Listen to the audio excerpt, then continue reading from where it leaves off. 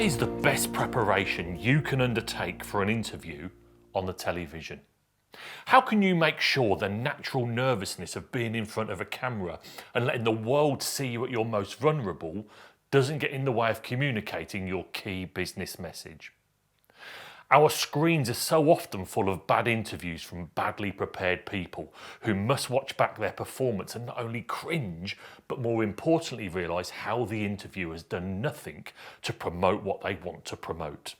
Have you spoken to the Prime Minister recently in the last 24 hours? Why?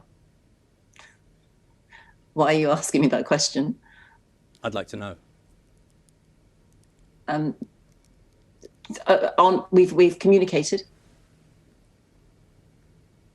I'm really confused. Is that a difficult question? I'm just asking if you've spoken to the Prime Minister in the last 24 hours. We have communicated.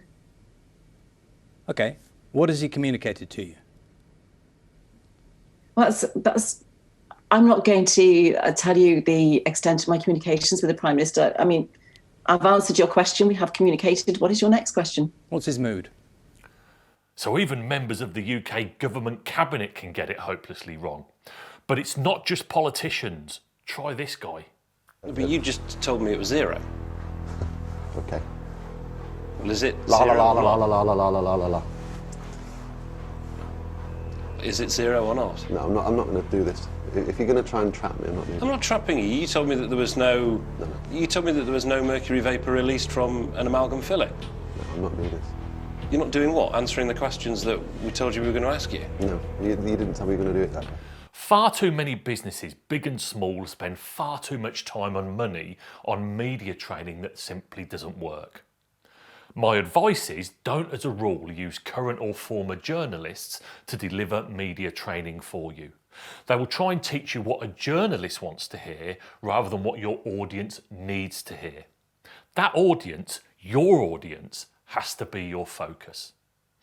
There are, of course, a number of preparation techniques to do with being emotionally and physically in the right place for an interview, be it live or recorded, but there is one golden rule you should follow every time without fail when undertaking a media interview. What are the 3 key messages you want to communicate to your audience?